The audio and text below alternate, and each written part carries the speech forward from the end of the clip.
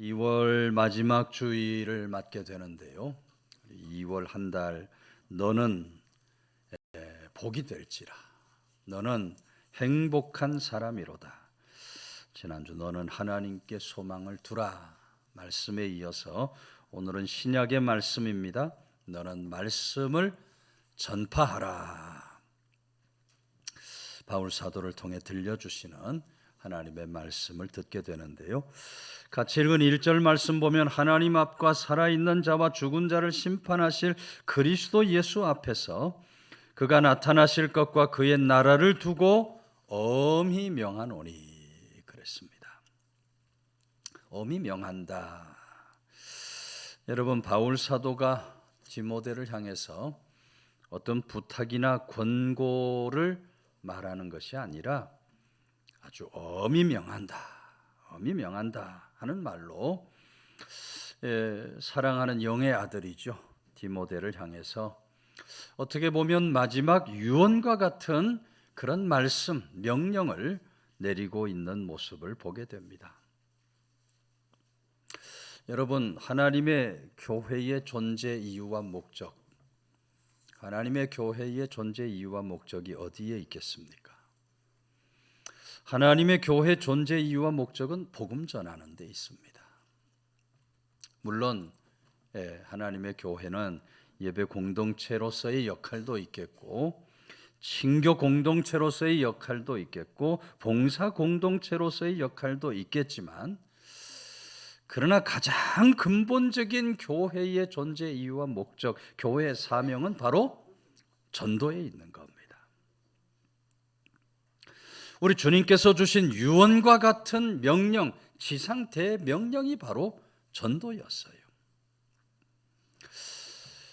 그런데 교회와 성도들이 복음 전하는 일을 소홀히 하고 전도를 게을리 한다. 절대로 올바른 교회, 올바른 성도의 삶을 살아갈 수가 없게 됩니다. 여러분, 초대교회가 부흥하고 성장할 수 있었던 이유가 어디에 있어요? 말씀을 보면 초대교회 성도들은 집에 있든지 길을 행하든지 하나님의 성전에 있든지 예수가 그리스도라는 사실을 가르치고 전파하는 일, 전도하는 일에 전심전력을 다했다. 그러니 초대교회, 예루살렘 교회가 부흥성장의 역사를 이루어갈 수 있었던 겁니다. 여러분, 믿음의 사람은 예수님께서 우리 구주가 되신다, 분명한 믿음이 있어야 합니다. 우리 주님의 십자가 고난과 부활에 대한 분명한 믿음이 있어야 돼요. 그래야만 우리가 담대하게 복음을 전할 수가 있게 되고 그래야만 교회로서의 본질을 바르게 세워갈 수가 있게 되는 겁니다. 오늘 우리가 하나님의 교회를 세워갈 때, 성도로서의 삶을 살아갈 때 전도보다 우선적인 일이 없다는 사실을 분명히 깨닫고 살아갈 수 있어야 하는 겁니다. 예전에 육군 교도소에서 있었던 일입니다. 아주 삼엄한 경계, 엄격한 출입 통제하에 육군 교도소에서 사형이 집행이 됩니다. 사형수가 기둥에 묶입니다. 눈은 검은 천으로 가려졌고 왼쪽 가슴에는 검은 표적이 부착됩니다. 교도 헌병들이 제자리를 찾아서 사격 준비 자세에 들어가요. 형 집행 후에 그 시체를 거만할 군의관도 제자리에 서게 됩니다. 그런데 사형을 당한 그 사형수의 모습이 아주 평온하고 담담한 거예요. 그 얼굴에 어떤 두려워하는 모습도 비치지 않고 그 얼굴에 그 어떤 반항하는 태도도 보이지 않습니다. 그런 사형수의 담담함과 평온함의 모습이 오히려 거기 있는 사람들을 긴장시킵니다. 팽팽하게 당겨진 활줄이 금방이라도 탁 터질 것 같은 그런 긴장감으로 인해서 시간이 멎은 듯해요. 드디어 검찰관이 사형수에게 다가와서 마지막으로 남길 말이 있는가? 사형수에게 마지막 질문을 합니다. 그때 사형수가 하는 말이 검찰관님 그 전에 질문이 하나 있습니다 하는 겁니다. 검찰관이 순간 당황을 하게 되는 거예요. 아니 사형수가 검찰관에게 거꾸로 질문을 하려고 하니까 이게 뚱딴지 같은 소리 아닙니까? 사형수가 하는 말이 검찰관님 예수님을 믿으십니까? 고 물어요. 거기 모든 사람들이 다 어리둥절하게 쳐다봅니다. 그때 이미 예수님을 믿고 있었던 검찰관이 그래 나는 예수님을 믿고 있다고 대답을 하니까 사형수가 간곡하게 하는 말이 검찰관님 예수님 열심히 잘 믿으시기를 바랍니다. 후에 저 천국에서 하나님 나라에서 다시 뵙겠습니다 하는 거예요. 이 사형수 스스로 도저히 감당할 수 없는 무서운 죄책감에 시달리다가 그 감옥에서 예수님을 믿게 된 사람입니다. 그리고 그렇게 죽음의 상황 속에 있는 그에게 어느 날 예수님께서 찾아오셨어요. 예수님께서 그에게 말씀을 주셔요. 너 죽는 순간까지 복음 전하다 와라. 주님의 엄한 명령을 받습니다. 그래서 비록 독방에 수감돼서 살기는 했지만 이 사형수가 기회만 있으면 처음 만나는 사람들에게 열심히 복음을 전한 겁니다. 그리고 이 마지막 순간 형장의 이슬로 사라지기 직전 그 숨막히는 순간에도 자신에게 허용된 마지막 진술 기회를 복음 증거하고 전파하는 것으로 사용을 했던 겁니다. 총소리가 울려 퍼진 후 조용히 숨을 거둔 그의 얼굴에 환한 미소와 평안한 모습이 가득했다 그래요. 여러분 실제로 있었다고 하는 이 육군 교도소 사형수 이야기가 우리에게 무엇을 말해주는 겁니까? 전도는 우리 죽기까지 감당해야 할 하나님의 엄한 명령인 줄로 믿으시기를 바랍니다. 죽는 순간까지 우리가 복음 전하는 일에 힘쓰며 살아가야 돼요. 사도행전 1장 8절 우리 주님은 오직 성령이 너희에게 임하시면 너희가 권능을 받고 예루살렘과 온 유대와 사마리아와 땅끝까지 이르러 내 증인이 되리라. 우리 주님께서 하늘로 승천하시면서 제자들에게 명하신 그 지상 대명령을 오늘 바울 사도가 디모데에게 다시 강조하면서 말씀하고 명령을 내리고 있는 거예요. 그리고 오늘 이 말씀을 나누고 있는 우리 모두에게도 그와 같이 엄한 하나님의 명령을 내리고 있는 겁니다. 여러분 복음을 전하며 살아가는 것은 선택사항이 아닙니다. 해도 좋고 안 해도 좋은 것이 아니에요. 복음 전하며 사는 것은 어떤 권고사항이 아닙니다. 복음 전하며 사는 것은 하나님께서 내려주신 엄한 명령이라고 하는 사실을 우리가 한시도 잊지 말아야 돼요. 우리 모두 부르시는 그날까지 엄한 명령으로 내어주신 이 말씀을 따라서 날마다 너는 말씀을 전파하라, 복음을 증거하고 전도하는 일에 힘쓰는 사람, 복음의 사람으로서의 삶을 살아가는 성도들이 다 되시기를 주의 이름으로 축원해 드립니다. 2절 말씀은 너는 말씀을 전파하라, 때를 얻든지 못 얻든지 항상 힘쓰라 그랬어요. 때를 얻든지 못 얻든지 하는 말은 헬라어 원어로 보면 유카이로스, 아카이로스라고 되어 있습니다. 문자적인 뜻을 풀면 내가 말씀을 전하고 싶든지 그렇지 않든지입니다. 때를 얻든지 못 얻든지는 말씀을 전하고 싶든지 그렇지 않든지, 군인이 어떤 상황에서도 자신에게 주어진 임무를 수행하기 위해서 준비를 갖추고 있는 것처럼 복음을 전할 때도 그런 마음의 준비를 하고 있어야 한다는 거예요. 또 여기 힘쓰라고 하는 말도 헬라어로 에피스테디라고 되어 있는데 끈질기게 권고하라는 의미를 가지고 있어요. 그러니까 때를 얻든지 못 얻든지 항상 힘쓰라는 말씀은 군인처럼 하나님 말씀 선포할 준비를 갖추고 어떤 상황이 온다 할지라도 끈질기게 복음을 전해야 한다는 말씀입니다. 여러분, 우리에게 주신 이 복음은 그 자체가 생명이기 때문에 우리는 이 복음을 반드시 전하며 살아갈 수 있어야 돼요. 복음은 억지로라도 전해야 하는 것이고 전도는 항상 힘써야 하는 것입니다.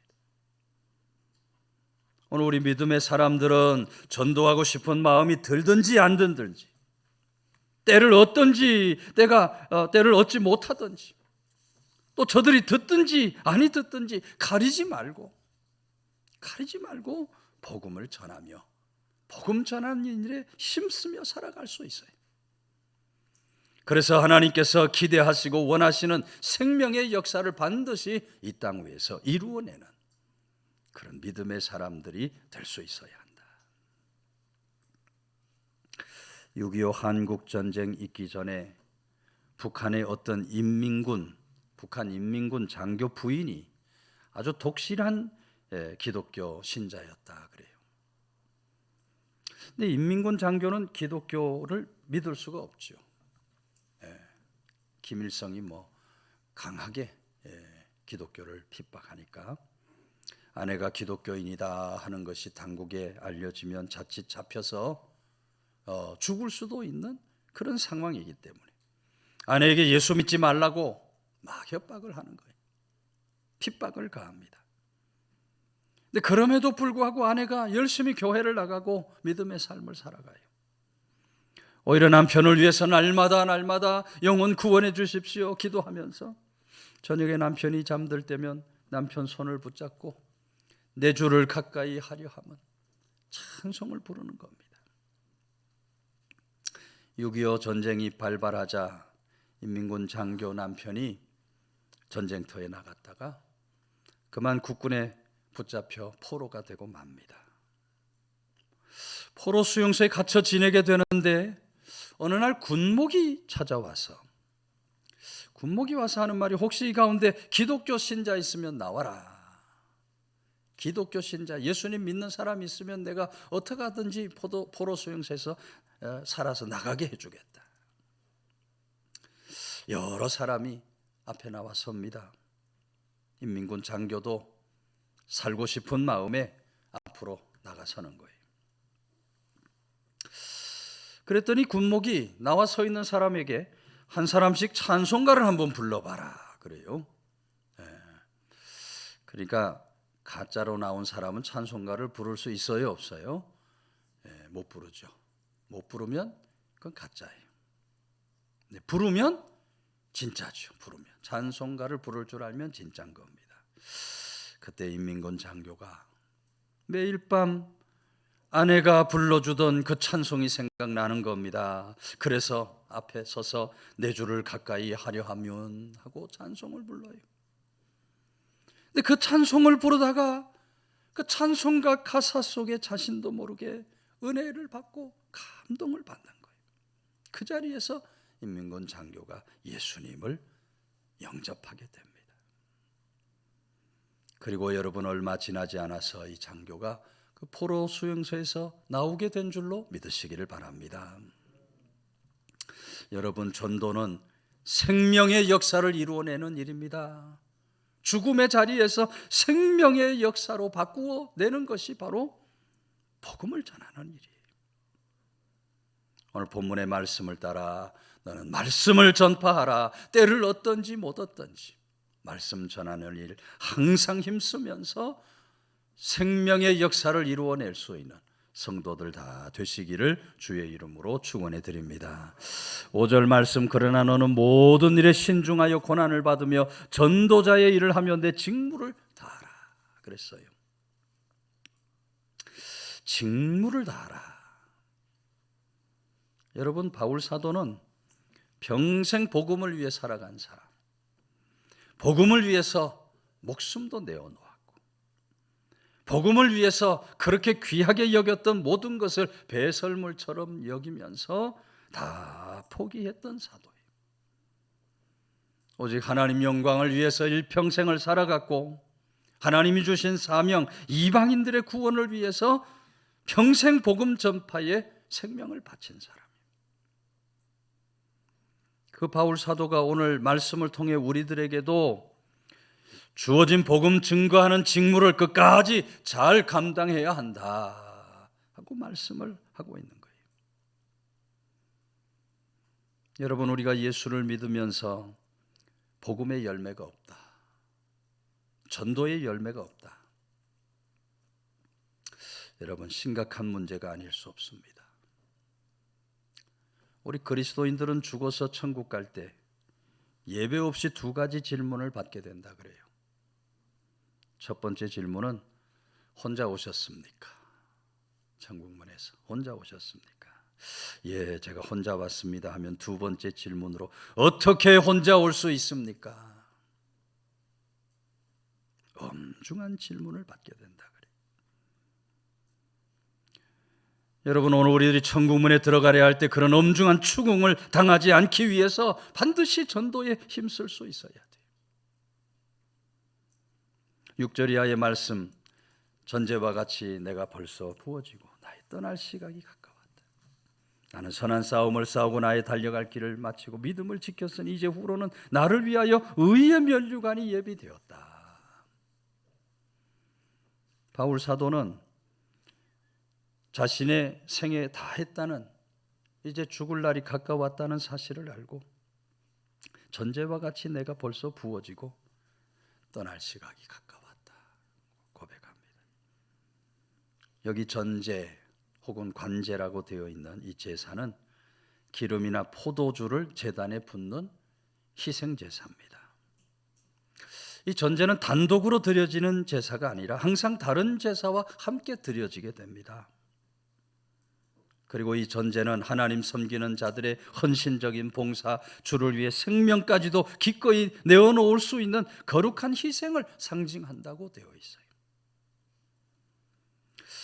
그러므로 바울 사도가 전제와 같이 내가 벌써 부어졌다고 하는 말은 주의 복음을 전하는 일을 위해서 내 모든 삶을 전부 다 하나님 앞에 부어 바쳤다, 마지막까지 다 드렸다는 것을 뜻합니다.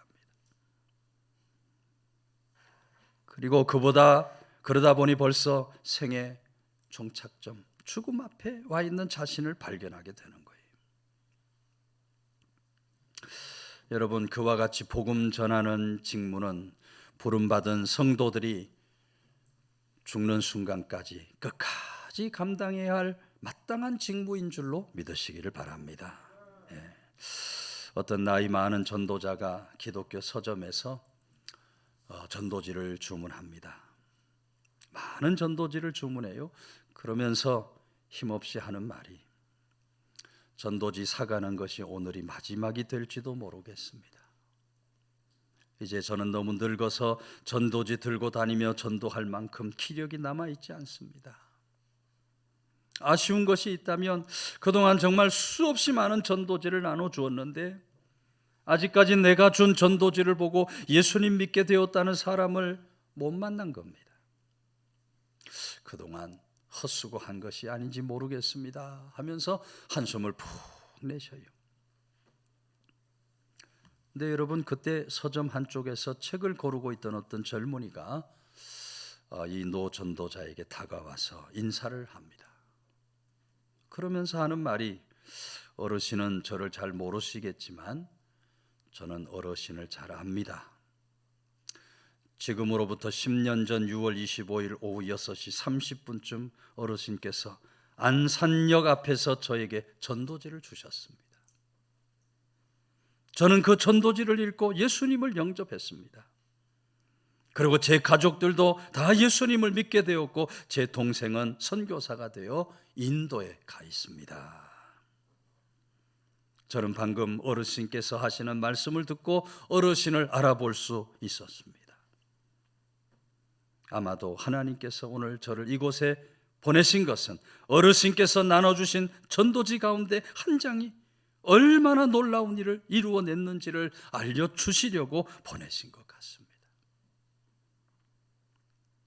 그 순간 여러분, 그 노신사가 한없이 젊은이의 손을 잡고 뜨거운 눈물을 흘렸다는 거예요. 여러분, 우리가 나누어 주는 전도지 한 장은 놀라운 힘과 능력이 있는 줄로 믿으시기를 바랍니다. 예.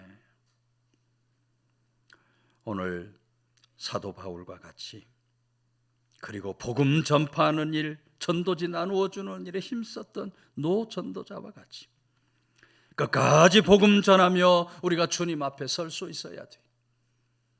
복음 전하며 주님 앞에 서게 될 때 우리 주님께서 그런 사람에게 칭찬과 상급을 주실 겁니다.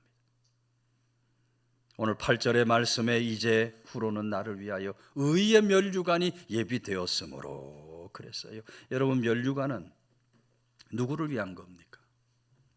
면류관은 승리자를 위한 겁니다. 끝까지 땀 흘리고 수고하고 달려갈 길을 다 달려간 선수에게 주어지는 것이 면류관이에요. 바울 사도가 과연 그런 삶을 살아왔고 이제 생의 끝에서 그 의의 면류관을 들고 계시는 주님을 바라보는 거예요. 그러면서 우리들을 향한 말도 잊지를 않아요. 내게만 아니라 주의 나타나심을 사모하는 모든 자에게 도니라. 여러분, 주님을 바라보면서 복음 전하는 성도들에게 주님께서는 마침내 의의 면류관을 내어 주실 줄로 믿으시기를 바랍니다. 우리 모두 그런 칭찬과 상급을 바라보면서 우리들에게 주어진 마땅한 복음의 직무, 전도하는 일에 힘쓰며 살아가는 그런 성도들이 반드시 될 수 있어야 한다. 2024년도 벌써 2달이 지나갔습니다. 송구영신 예배 드린 지 엊그제 같은데 벌써 2달이 지나가고 있어요. 여러분, 2024년 들어서 누구에게 전도했습니까? 몇 사람에게 복음을 전하고 왔습니까? 지금 나는 복음 전하는 데 힘쓰며 살아가고 있는 사람입니까? 우리 모습을 돌아봐야 돼요. 며칠 전에 어느 권사님 전화가 왔어요. 목사님, 차 한잔 하면 좋겠습니다. 우리 아들 카페에서 권사님을 만났더니 잠시 후에 어떤 부부가 들어와요. 목사님이다 하고 소개를 하면서 전도를 합니다. 그대들도 이제 예수 믿고 구원받아야지. 교회 나와라. 전도를 해요. 이 권사님 뵐 때마다 항상 전도에 관심이 많으셔요. 예. 동생들도 밥 사주면서 열심히 전도하는, 어떻게든 전도하는 일에 힘쓴다 하는 그 이야기를 들을 때마다 참 얼마나 귀한 모습인지. 여러분, 부름받은 성도는 전도하는 일에 그렇게 목숨을 걸고 살아가야 할 줄로 믿으시기를 바랍니다. 우리 모두 남아있는 생애를 살아갈 때 전도인의 직무를 다하라 주시는 이 말씀과 명령을 따라서 복음 전하는 일에 힘쓰는 사람, 이 옥천 땅에 오늘도 죽어가는 저 수많은 영혼들, 날마다 나아가 복음을 전하며 생명의 역사를 이루어낼 수 있는 성도들 다 되시기를 주의 이름으로 축원해 드립니다.